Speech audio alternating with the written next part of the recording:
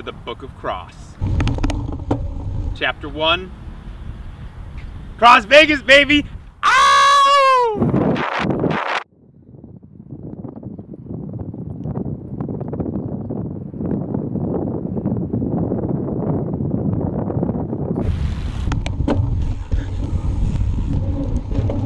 In some ways, Vegas is the ultimate cyclocross course for me. It's so fast, so punchy.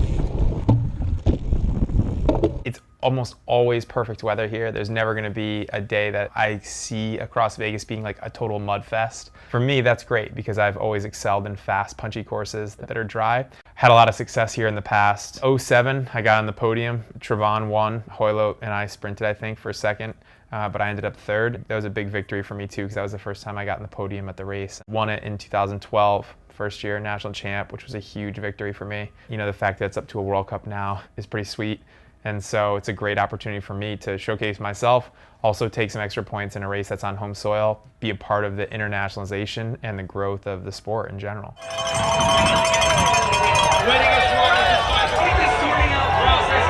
This is a great opportunity for people to learn about cyclocross and hopefully become, you know, as ingrained as the Interbike trade show itself. It's got a lot of energy. The entire industry comes out, so a lot of my sponsors, a lot of my fans are here because they're in the industry. If you asked me 10 years ago, would it have been Vegas? Absolutely not, but I'm really happy because it's a major city. It's an easy place to come in and out of. There's obviously plenty of places to stay and house. It's a great event because it fits, you know? That's like the old saying, if the shoe fits, wear it, and so we definitely wear it here.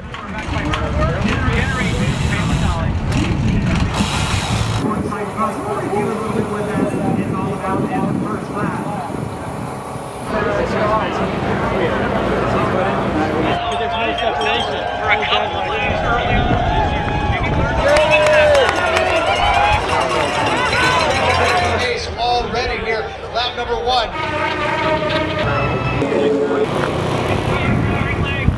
I feel like I've got a good head on my shoulders. I feel like I'm coming into this race and the season in general with a lot of confidence. And I would say confidence is one of those things where it takes a long time to gain it, and every year is a little bit different with some of the things you either do or you've changed or lead up to. And there's been a lot of things that we've changed. My diet, my training. Started working with the guys at CU Boulder and the Boulder Center for Sports Medicine, Ignigo Sam Milan, and started talking with him a lot about what parameters, you know, real science-based things.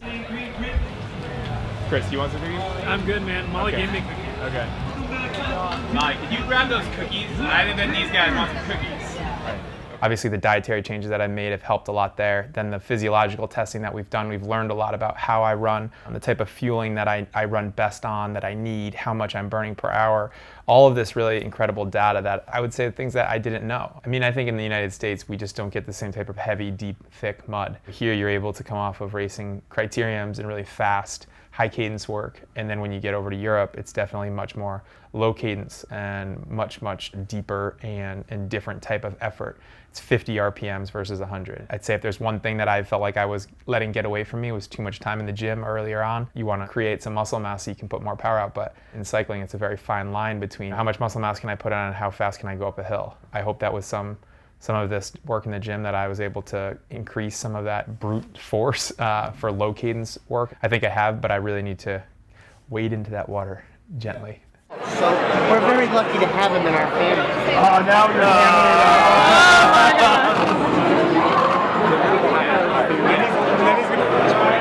Yeah, if you're coming here, you can do that. The kid calls me up when he finds out that I stopped smoking. He says, "Unc, you gotta come up and see me. You gotta come see me." So I turn around and I said, "What do you want to see me now for? Why?" First time I gave him the bike, I was like, hey, look, I know I got you the clipless pedals and the shoes and everything like that, so, but you gotta take it real easy in the yard.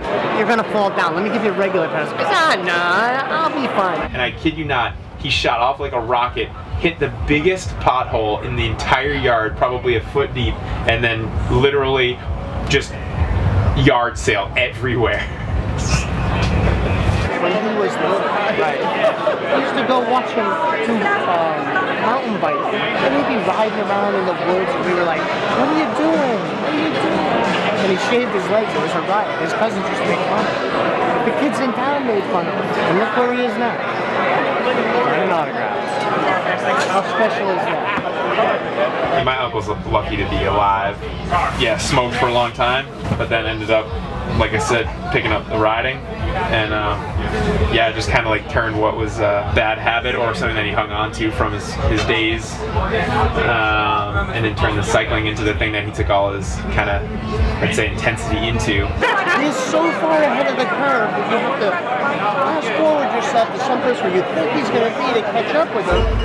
The ADD and stuff comes from my dad, and my dad and my uncle are pretty similar, although I'd say like they're all really similar to me. I would say somewhat emotional, really friendly, down, deep people. They're probably deeper than I am. I can't open up the same way they can because I'm meeting a lot of people, and it would just be a little weird to be that deep with people on a friendly, casual basis. Hang on, don't you try to leave without some news. Absolutely. And some stickers.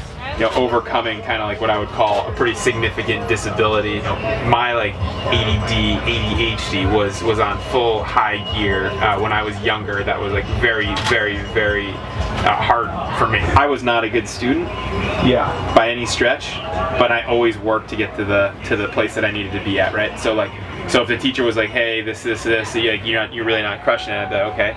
Let me come in and like make this up to you. I'll come here and I'll like spend 3 hours literally going over this, doing flashcards, showing you how hard I'm working at it, and then take the test untimed, and then I'll still get a B- on it. But I'll literally show you that I have the work ethic to want this, but it's just not. I just can't memorize things like you're asking me to, and then just throw them away and then rememorize them. It's just not how my brain works. When I got older, the biggest thing that I was able to do was to create my own schedule. When I started going to public school, I was able to just go in and leave at 1 o'clock. So I'd front load all my hard classes. First thing was math, second thing was science, and then the third thing was like a little bit easier, whatever. I'd front load all my stuff so that I was able to do a lot better job paying attention, especially first thing in the morning. Before I found the bike, that was impossible for me to really stay even keel. And then when I finally did find the bike, then it was about kind of managing that, and I would say I turned that negative into a positive for sure for myself.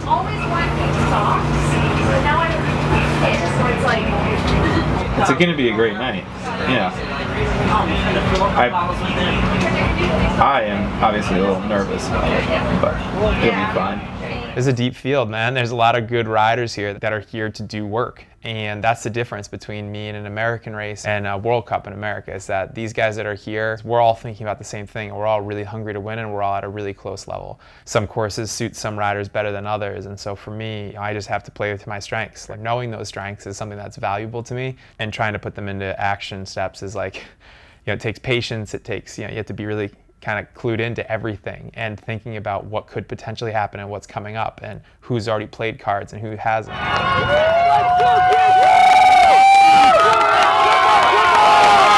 Wout van Aert has definitely got probably the biggest engine that's here. And then there's Sven Nys, who's obviously won multiple times. And he's also similarly suited for the technical aspects of this track that really suit both he and I in a similar way. Like, he's actually a better bunny hopper than I am, and that's how he opened up an attack last year in the final lap. Van der Haar is also probably the other guy. So there's a ton of other riders who are capable of winning this race, but I think for me, those would be the three that I'm going to watch. Like that.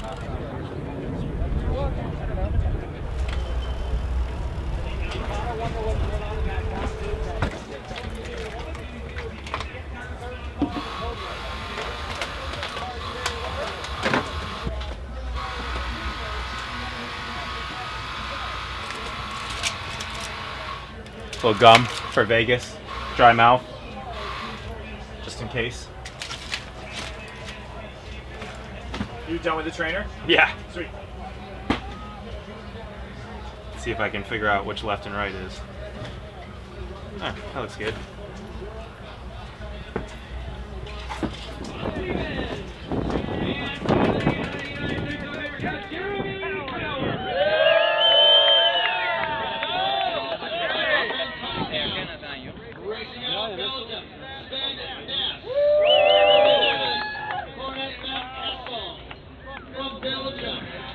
I think there's an opportunity to do better than I did last year in the overall, and for me it's just about being consistent every single race. And last year I ended up 9th overall in the World Cup Series, so if I can I guess improve on that, I would be really, that would be a huge victory for me, personal victory. I was hiding. Yeah. The first time we got yelled at. Yeah, large, just like last Saturday. Alright, no, I'm in the rope line, don't worry.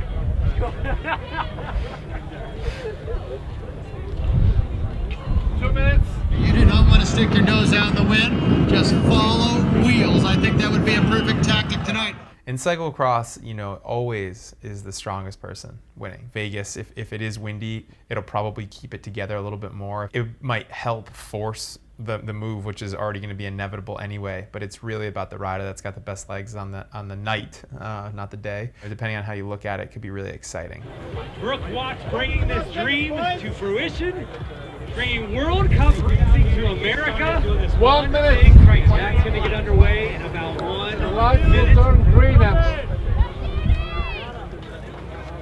We are inside of 1 minute until race time here tonight. The men are going to be taken off, and I have one word. It's going to be fast. These guys are going to be tearing it up.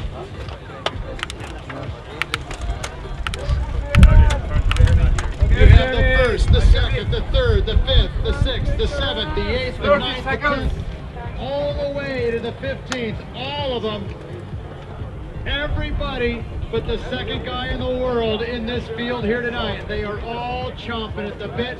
We have an American rider. His name is Jeremy Powers. He's won a couple of championships the last few years. He is the man who is now putting the hopes of America on his shoulders.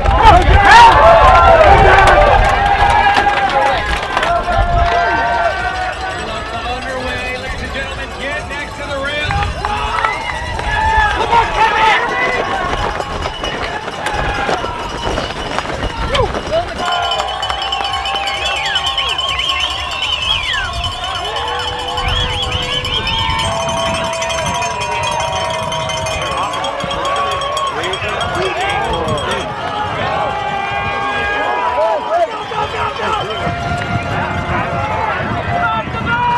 Stay out of that saddle. Catch him.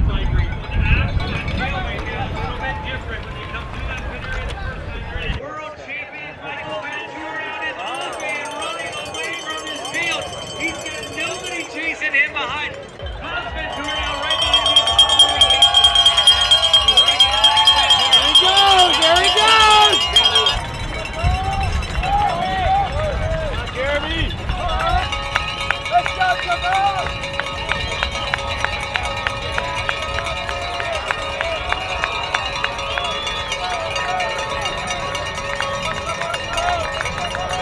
Himself all the way up into the front of that front. He was sitting about 7th position. Trying to nail this one shot.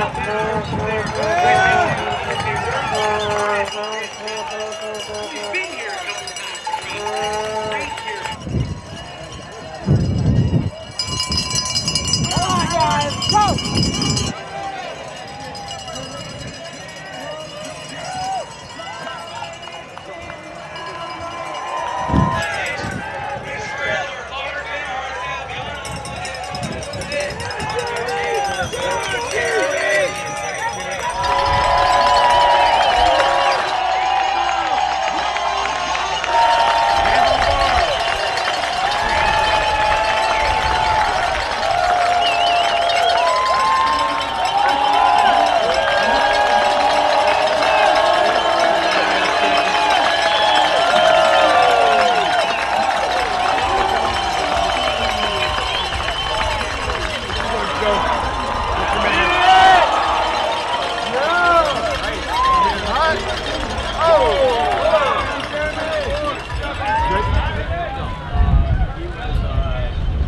Which one of you guys want?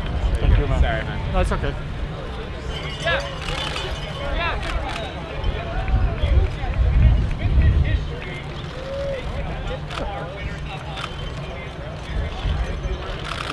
Thanks, Alex.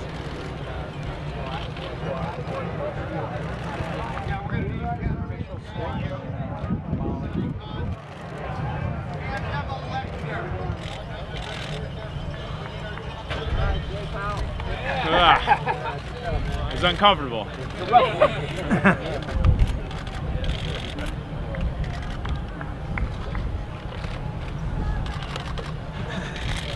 Can I have that jacket?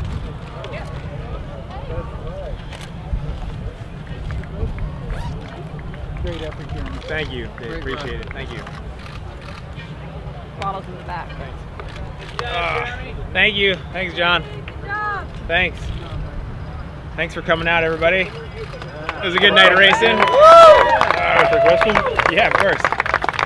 You got a couple passengers there for a few laps, and then they jumped you. How did that work? Yeah, Lars and Kevin Palazzo both, sprinted to World Cup wins, and so I wouldn't say I was defeated. I definitely went for it, but I tried to force it here on the stairs. But Lars got in front of me as he saw I was riding it, and then tried to force it through the twisties, but I couldn't. And honestly, I missed the move with Sven.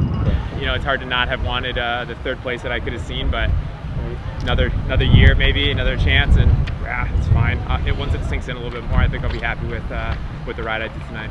Season's off to a good start, though. You're leaner than ever. And Yeah, I think it's good. I mean, I think it's definitely for me, it's a progression. Did a lot of work in the off season, and now we're here, and this is a great result. But Europe's a totally different beast. But I think this is a great first test against the international field, and it's a good opportunity for me.